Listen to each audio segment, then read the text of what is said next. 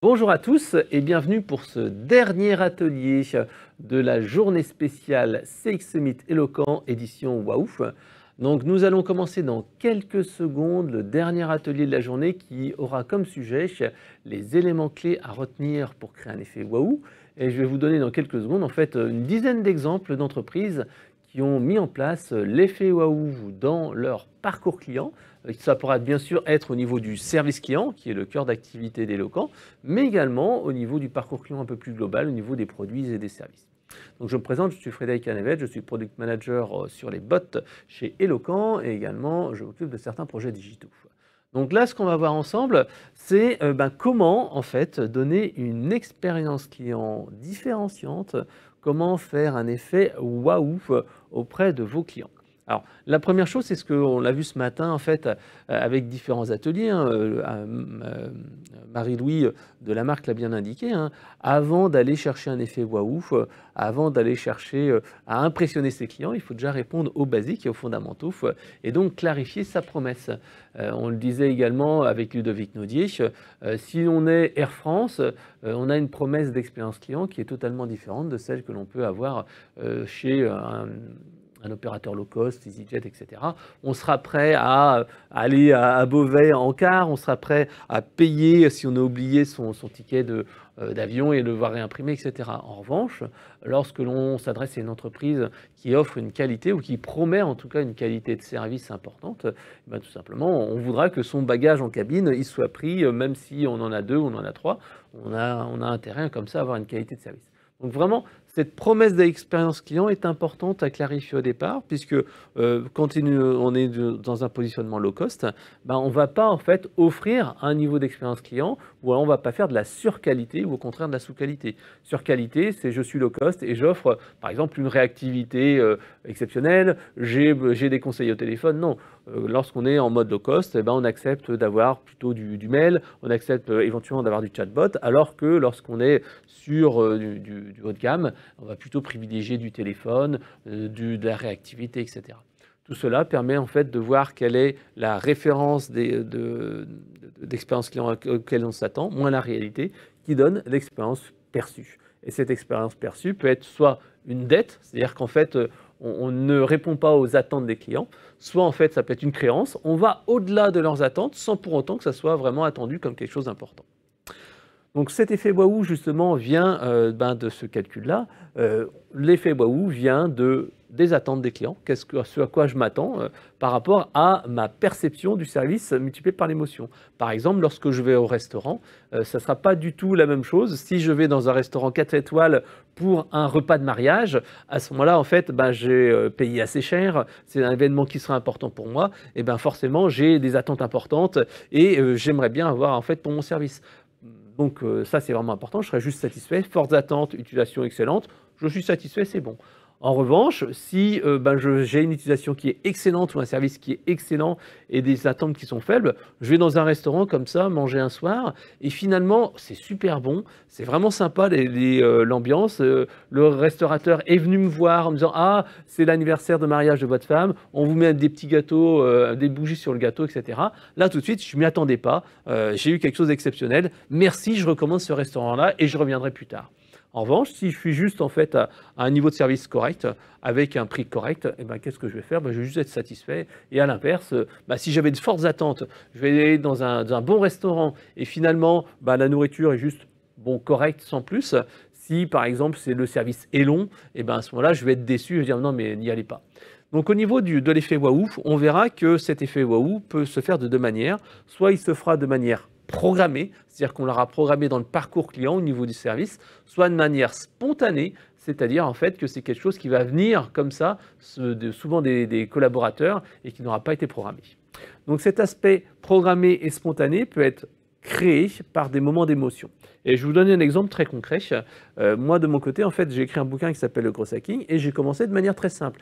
J'envoyais un livre papier dans une enveloppe craft, un petit peu basique, et c'est vrai que je mettais une petite dédicace et voilà, c'est parti. Et on peut voir que l'enveloppe n'est pas non plus exceptionnelle. Et je me suis dit, voilà, il faut appliquer et créer un moment waouh et donc programmer un moment waouh dans le parcours client. Alors, comment ça se passe? En fait, tout simplement, on va identifier dans son parcours client quels sont les moments de vérité. Et c'est là en fait qu'on va choisir des moments de vérité pour essayer de créer un effet waouh. Par exemple, lors de l'achat du livre, bien sûr, il y a l'aspect information sur la page de vente, etc. Lors de l'achat, on peut avoir un chat ou un chatbot qui va aider les personnes, répondre à leurs demandes. Mais ce qu'on va faire, et c'est ce que moi j'ai vu, c'est que un moment qui compte, un moment qui est vraiment exceptionnel, c'est la réception. Je reçois mon colis par la poste et là, à ce moment-là, il y a mon facteur, ou mon conjoint, ma conjointe qui me tend l'enveloppe et qui me dit « Tiens, regarde, tu as reçu un courrier ». Et c'est vrai qu'au lieu d'avoir une enveloppe craft marron assez basique, si on reçoit, comme je l'ai fait, une enveloppe matelassée, dorée, ça fait tout de suite un petit effet waouh. En plus, je fais imprimer un timbre sur Internet avec la poste, avec un petit cadeau, cadeau qui est imprimé dessus, avec un petit texte félicitations.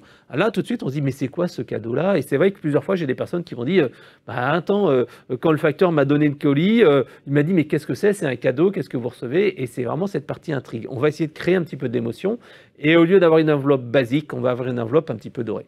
Pareil, au moment de l'ouverture du livre, au lieu d'avoir juste simplement le livre dédicacé, je me dis, mais comment pouvoir créer un petit peu de personnalisation, d'émotion à ce moment-là? Et donc, tout simplement, j'ai commencé à prendre un petit marque-page. Et au début, en fait, j'avais un gros marque-page qui était grand comme ça, où j'écrivais 3-4 conseils personnalisés.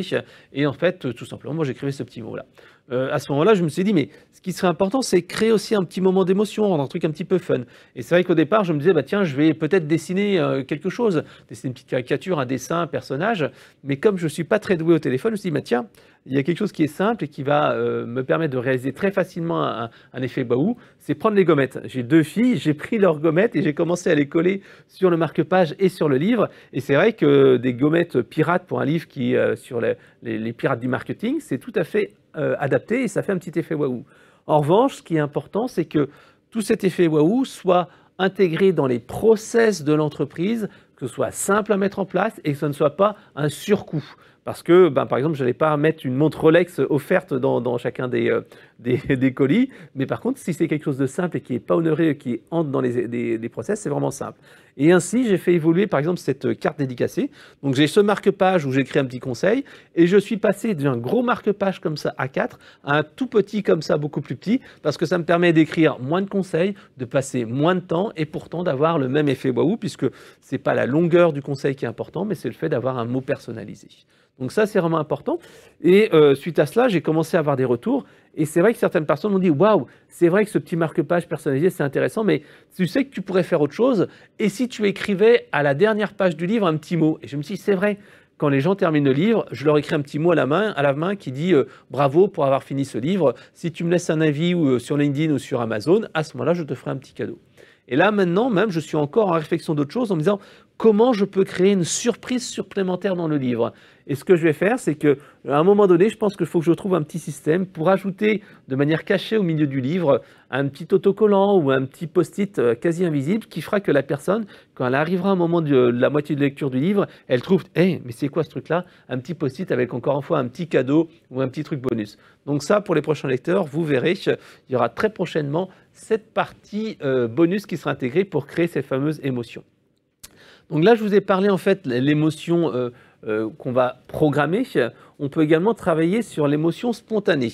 Et l'émotion spontanée, comme je le disais, c'est généralement par l'humain. Et c'est l'atelier qu'on a vu ce matin avec Guillaume Antognetti sur comment mettre en place une culture client.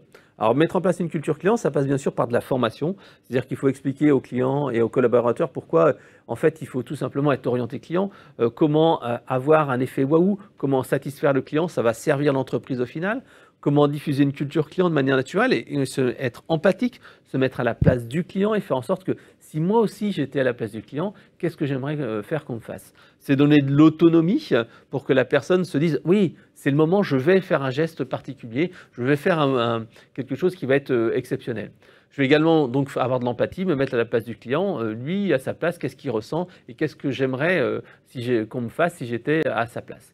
Et la dernière élément, c'est la confiance. Donner la confiance aux collaborateurs pour leur laisser des marges de sécurité. Et je vais vous donner un exemple assez concret. Là encore une fois, je vous donne un exemple personnel. Donc, je devais aller acheter des fleurs pour aller chez des amis. Et donc, je n'avais pas de fleuriste attitré dans mon quartier. Je suis allé pour une fois chez Monceau Fleurs. Et voilà, je faisais la queue avec ma fille de 4 ans. Et la fleuriste était en train de préparer des bouquets pour les clientes qui étaient devant nous dans la file d'attente. Et tout d'un coup, la fleuriste est venue, elle a pris une fleur et elle a donné cette petite fleur violette que vous voyez à l'écran à ma fille en lui disant: «Tiens, ma petite fille, je te donne cette fleur-là, c'est pour toi.» Et c'est vrai que ma fille était ravie, elle a dit: «Waouh, la fleur!» Et elle l'a gardée pendant tout le trajet. Quand on est arrivé à la maison, elle a dit: «Maman, maman, regarde, j'ai une fleur.» Et cette fleur-là, on l'a gardée dans ce petit verre pendant un petit moment. Ce geste-là était totalement désintéressé, il n'était pas du tout prévu, mais ça a créé un moment d'émotion. Et c'est vrai que désormais, maintenant, à chaque fois que j'ai besoin d'acheter des fleurs, je vais systématiquement chez Monceau Fleurs acheter mes bouquets. Cet effet waouh qui était spontané, qui n'a pas été programmé, mais qui vient de l'orientation client de la personne, fait que je suis fidèle désormais à cette marque-là. Et c'est ce qu'a expliqué ce matin Guillaume Antionetti dans son atelier culture client que je vous inviterai à regarder. Un autre exemple, là encore une fois, un exemple personnel, cette fois avec Air France. Donc bien sûr, j'étais en vacances avec ma femme et ma fille. Et c'est vrai qu'on était elle avait 2 ans, 3 ans. Et c'est vrai qu'on était en train de prendre l'avion, on était dans le vol. Et l'hôtesse de l'air est venue nous dire, elle nous a dit: «Hey, c'est votre premier vol?» «Oui, oui, c'est notre premier vol.» Elle a dit: «Attendez, je reviens vous voir tout à l'heure.» Et c'est vrai qu'elle nous a offert un diplôme. Hein. Ça, c'était vraiment quelque chose qui a été programmé. Il y avait un diplôme de baptême de l'air pour Anaïs. Et c'est vrai qu'après, par contre, elle a sorti quelque chose qui n'était pas prévu de spontané, c'est qu'elle nous a sorti une tasse et une cuillère avec le logo Air France. Et c'est vrai qu'on se dit: «Ah, c'est très gentil.» Pourtant, c'est juste une tasse, c'est juste une cuillère assez basique, mais quelque part, ça nous a fait plaisir. Et c'est vrai qu'on l'a encore. Et c'est vrai que ma fille, de temps en temps, nous dit: «Tiens, est-ce que je pourrais aller prendre mon thé ou mon café, enfin mon lait plutôt, dans cette tasse Air France que j'avais eue à l'époque», parce que c'est devenu quelque chose d'attachant. Et ce qui fait que maintenant, si on veut avoir un voyage de qualité, souvent, on va s'adresser à cette compagnie-là parce qu'on sait qu'on a une liaison émotionnelle, on se rappelle de tout ça. Et quand je dis à ma fille: «Oui, on va prendre l'avion», elle nous dit: «Ah oui, on va prendre Air France.» Donc, en fait, avoir créé de l'émotion permet de créer de l'attachement à la marque. Un autre exemple, encore une fois, dans le domaine aérien. Là, encore une fois, c'est intéressant parce que ça montre l'intérêt du relationnel en tant qu'outil rentable. En fait, tout simplement, c'est une étude qui a été menée par Southwest Airlines, qui est une entreprise, une compagnie aérienne en fait américaine. Et en fait, ils se sont dit: mais comment augmenter la fidélité de nos passagers? Et en fait, ils se sont rendus compte que chez eux, les stewards, les hôtesses, ont parfois tendance à faire des annonces de sécurité un petit peu drôles, un petit peu originales. Et c'est vrai que ça ressort régulièrement dans les verbatim en disant: «Ah oui, c'était sympa, l'agent était marrant.» On voit que sur les réseaux sociaux, les gens filment et disent: «Waouh, c'est génial, etc., etc.» Et ils se sont dit: mais ok, est-ce que ça a un impact sur la fidélité? Et ils ont fait un comparatif entre la fidélité des personnes qui ont été exposées à une annonce de sécurité drôle et le fait en fait d'acheter un Boeing supplémentaire pour avoir une meilleure régularité des vols, parce que c'est vrai qu'on se dit de manière plutôt rationnelle, moi si je fais confiance à une compagnie aérienne, c'est que mon vol part à l'heure et arrive à l'heure. Et donc ils ont fait ce calcul de ROI et ils se sont rendus compte en fait que les voyageurs exposés à une annonce humoristique étaient bien plus fidèles que les voyageurs lambda, et que surtout le coût de ces blagues et ces annonces un petit peu drôles qui ont été faites, qui étaient quasiment de zéro, étaient bien plus rentables que d'acheter un Boeing. Donc au final, ils se sont rendus compte que faire de l'humour, créer de l'émotion était bien plus rentable que d'acheter un Boeing pour essayer d'avoir des avions qui étaient un peu plus à l'heure. Et ça, en fait, on le voit également ici en France, avec, ici, je vous ai mis en illustration, la SNCF, avec un agent, en fait, qui a fait un petit peu d'humour lors des annonces. Et c'est vrai que ça a fait le tour des réseaux sociaux, ça crée une liaison de marque, et ça fait qu'on ne va plus choisir une marque par hasard. Je vous donnerai aussi un autre exemple aussi de culture client et de moments waouh qui est spontané, avec un excellent exemple avec Geodis, donc un de nos clients, tout simplement qui a créé un moment et qui a fait une transformation entre une culture client qui était plutôt orientée SAV à une véritable organisation customer-centrique orientée vers le client.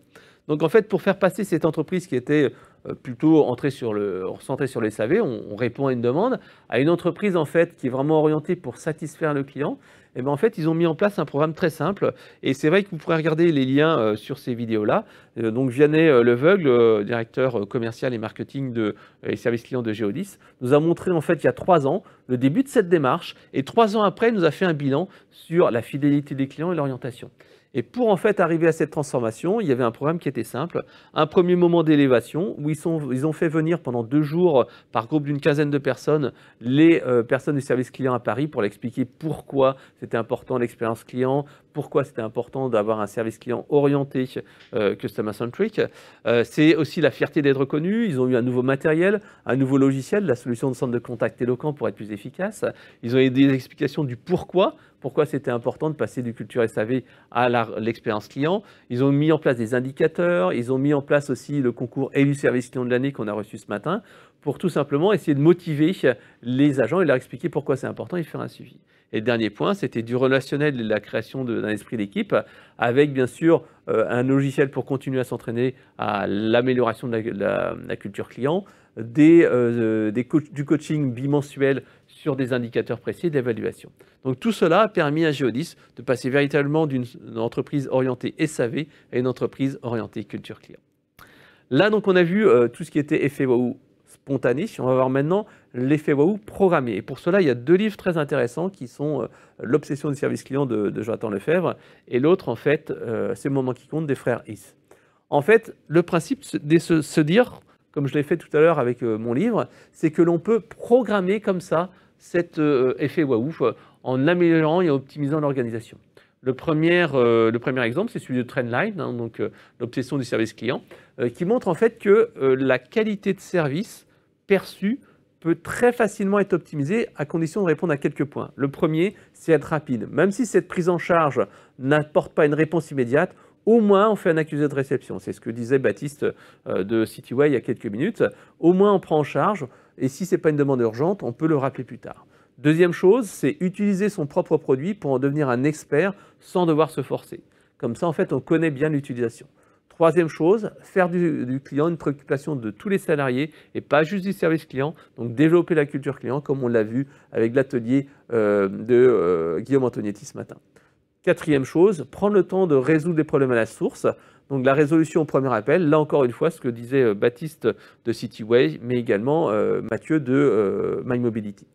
L'autre point, c'est investir dans les outils internes pour améliorer la productivité, back-office, base de connaissances. Et là, ici, je vous ai mis le graphique qui est tiré du livre, qui montre en fait que le nombre d'utilisateurs était en croissance, alors que tout simplement, le nombre de tickets était stable, tout simplement parce qu'ils ont amélioré au fur et à mesure le produit, le service, pour que plus de consommateurs, plus de clients ne fassent pas plus de travail au service client. Et ensuite, bien sûr, agir plutôt que promettre. Je donne aussi un exemple assez important et qui arrive souvent, c'est celui qui est dans le livre Ces moments qui comptent, où ils ont vraiment créé un moment de vérité. Là, on est vraiment dans le marketing, ou tout simplement un hôtel qui ne paye pas de mine à Los Angeles, qui s'appelle le Magic Castle Hotel, est devenu l'un des 10 premiers hôtels de Los Angeles, tout simplement parce qu'en fait, ils ont créé un moment waouh. Et si vous regardez un petit peu l'avis client qui est sur la gauche, vous allez voir que les avis sont vraiment dithyrambiques. Ils sont vraiment dans les 10 premiers, tout simplement parce qu'ils ont créé un moment waouh exceptionnel. Ainsi, lorsque les enfants sont près de la piscine, ils ont un téléphone rouge, ils le décrochent, et il y a quelqu'un à l'accueil qui dit Popsicle Hotline bonjour. Et là, en fait, les enfants peuvent demander et commander une glace à la fraise, une glace à l'orange, etc. Et là, comme vous le voyez sur l'image, il y a une personne de l'hôtel qui vient avec des gants blancs et qui, en fait, offre la glace aux enfants. Et c'est vrai que cet effet waouh, c'est pas du tout la même chose que de mettre un congélateur à côté de la piscine et laisser les gens se servir tout seuls. Véritablement, on est là pour créer un moment. Pareil, lorsque vous êtes dans cet hôtel-là, si vous avez vos vêtements sales, vous les déposez dans un bac et en fait, vous les recevez le lendemain nettoyés dans une petite enveloppe craft avec un petit mot manuel et un petit brin de romarin derrière en disant voilà, voici vos vêtements, passez une bonne journée. Là encore une fois, on est dans l'effet waouh qui a été programmé. Chez un de nos autres clients qui s'appelle Prévoir, qui est dans les assurances, et en fait, ils ont mis en place des campagnes de bienvenue d'appel proactif. C'est-à-dire qu'au centre de contact, en fait, ils se sont rendus compte qu'un nouveau client est beaucoup moins fidèle, surtout lors des 2 premières années. En particulier, s'il n'a pas eu de besoin ou d'usage du service. Et leur solution à eux, c'est de programmer dans la solution Eloquent des appels proactifs de bienvenue en dehors de toute demande. C'est-à-dire que vous devenez client, si vous n'avez pas appelé, si vous n'avez pas eu de souci particulier, vous êtes rappelé dans une campagne spécifique et on demande alors comment ça se passe, etc., etc. Et tout cela a permis un taux de sortie, c'est-à-dire des gens qui quittent le service, qui a été divisé par 3. Et là encore, vous pourrez regarder l'interview que nous avons fait avec le groupe Prévoir. Un autre point qu'on a vu cet après-midi avec l'entreprise Bouygues Télécom Entreprise, et donc avec Thibaut, qui nous expliquait que la visio-assistance immédiate était véritablement un effet waouh. Il nous disait ça, c'est une machine à waouh. Tout simplement pourquoi, et ça permet de réduire les déplacements des techniciens, donc un coût de réduction pour les entreprises, mais surtout en fait ça permet aux clients de montrer leurs problèmes et d'avoir une meilleure résolution. Nous avons d'ailleurs fait une conférence dédiée là-dessus avec Kiloutou et le groupe Atlantique, qui nous ont montré que c'était un facteur de réduction de coûts, mais également un facteur de satisfaction, et les résultats étaient vraiment impressionnants parce que 15 à 25% des demandes étaient résolues au premier appel grâce à la visio-assistance, avec une réduction des interventions sur site et surtout vraiment cet effet waouh avec la visio immédiate. Parce qu'il nous indiquait que la visio planifiée, c'est-à-dire que lorsque l'on programme une intervention ou on programme une visioconférence à une semaine, 2 semaines, etc., certes, c'était sympa, mais quand on disait au client « Hey, si vous voulez, on va pouvoir utiliser votre téléphone. Grâce à votre téléphone portable, vous allez pouvoir nous montrer comme ça directement quel est le problème sur la machine dans le cas de Kiloutou ou sur la chaudière dans le cas d'Atlantique, et éventuellement de résoudre immédiatement le problème. Ça avait véritablement un effet waouh, parce que les clients disaient « Quoi? Vous pouvez regarder tout de suite mon problème? Oui, on va regarder ensemble, pas la peine de dépêcher un technicien, on va voir ensemble la solution. » Et ça, c'était véritablement un vrai moteur d'effet waouh. J'ai quasiment fini cette conférence. Je voulais finir en fait par quelques exemples où on montre bien que le waouh peut être réalisé par l'humain et les process. Le premier, encore une fois, Bouygues Télécom Entreprise, qui met en place un système de relance et de rappel des insatisfaits. Donc, beaucoup d'entreprises le font. Mais la différence avec Bouygues Télécom Entreprise, c'est qu'ils ont vraiment une rapidité et ils ont un engagement des collaborateurs pour rappeler. Et il y a quelques temps, je discutais avec une personne de Bouygues Télécom Entreprise qui me disait que le record absolu, c'était de 13 minutes entre le moment où la personne avait répondu à l'enquête de satisfaction et le rappel par le manager du service client ou par le manager en fait de l'agence locale. Et c'est vrai que ça, tout de suite, ça fait un effet waouh. L'autre point, et là en fait c'est chez nos clients, par exemple la Mutuelle Nationale Territoriale qui fait partie du groupe Vive ou encore un de nos clients qui est dans le domaine de l'énergie, a montré que le fait d'ajouter un conseil gratuit à la fin de la conversation permettait d'augmenter de manière très significative l'effet waouh. Par exemple dans le cadre de la MNT, à la fin en fait de la conversation, par exemple vous avez appelé parce que vous avez une naissance, vous avez eu des jumelles. L'agent peut dire « Ah, vous savez que vous avez le droit en plus, si vous avez des jumeaux, vous avez droit à 18 heures d'assistance en plus pour le ménage. Il suffit de faire telle procédure, telle procédure. » Dans le domaine de l'énergie, tout simplement, après un appel pour, par exemple, mettre en place un compteur, tout simplement, le conseiller peut donner un conseil pour faire de l'économie d'énergie. Et là, immédiatement, on a bien vu que cet effet-là avait directement un effet waouh sur les clients qui étaient exposés. Je terminerai cette mini-conférence puisque Chantal me demande encore de rajouter des informations en plus. Donc oui Chantal, je pense à toi et je vais rajouter encore un petit peu d'effet waouh dans cette conférence. Ce qui est important de se dire, c'est que l'humain est essentiel, en particulier quand les process lancent. Parfois, en fait, c'est vrai qu'on l'a vu dans les ateliers précédents, parfois on n'a pas besoin d'humain, on veut juste avoir de l'information sans être dérangé. Et c'est ce qu'a montré Tanguy Vincent d'AG2R avec les bots et les chatbots et les callbots, que tout simplement, on a juste besoin d'avoir l'information. Et là, je vous ai mis par exemple l'exemple chez moi pratiquement, quand j'ai par email le message me disant « Tiens, voilà, on a livré votre colis dans la boîte aux lettres », je me dis « Waouh, génial !» Mais pourtant, en fait, ça dépendra fortement de la culture et de l'orientation client du livreur. Là, je vous ai mis une photo de mon hall d'entrée et on voit bien que ça fait 1 semaine semaine qu'il y a ce colis qui a été déposé comme ça tout en haut en libre service.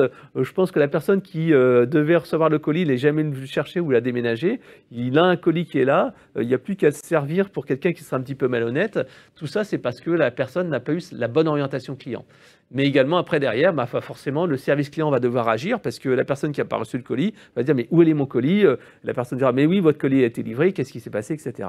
Et c'est lors de ces moments de vérité, justement, que le service client et l'effet de waouh doivent être joués. Ce qu'il fallait retenir, Chantal, si tu veux, je peux rajouter encore un effet waouh, mais ce qu'il fallait vraiment retenir, c'est que ce qui est important, c'est d'identifier dans le parcours client où créer un moment de vérité. C'est là, dans cette analyse, qu'il faut se dire, OK, on ne va pas juste fluidifier le parcours client, enlever les points noirs, mais véritablement, il faut identifier où je peux créer un effet waouh. Créer un effet waouh soit programmé, c'est-à-dire qu'on aura identifié les éléments qu'on peut intégrer dans le parcours client, qui sont bien entendu simples à mettre en œuvre, intégrés dans les process de l'entreprise et bien sûr en rapport avec le coût que ça peut apporter. La deuxième chose, bien entendu, c'est le spontané, c'est la culture client et l'orientation client, donc l'écoute client, l'écoute collaborateur, comme on l'a vu ce matin. Le troisième point, c'est mettre en place un process pour créer ce moment. Si c'est quelque chose qui est fluide et totalement intégré, ça va marcher. Si c'est quelque chose d'exceptionnel, ça va être toujours un petit peu lié au bon vouloir et à la culture client et l'orientation client d'une personne. L'intégrer au retour de l'entreprise et surtout, en dernier, surveiller l'impact de cet effet waouh, puisque si l'effet waouh n'est pas reconnu, s'il n'est pas perçu par le client, forcément, ça sera quelque chose qui sera considéré comme normal. Et donc, ce qui est normal n'est pas un effet waouh. Donc, vous n'aurez pas atteint l'objectif de créer un effet waouh. Alors, je crois qu'on est arrivé à la fin de cette conférence. Merci à tous pour ce CX Summit. Merci pour votre attention. Je pense que l'on peut clôturer cette matinée. Chantal, est-ce que tu voulais dire un petit mot? Il va falloir qu'on te fasse sortir de force de ce studio. En tout cas, on a eu beaucoup de remerciements sur le chat, des gens qui ont beaucoup apprécié cette journée et puis cette dernière intervention. Merci à tous et rendez-vous l'année prochaine pour le CX Summit 2023. À bientôt.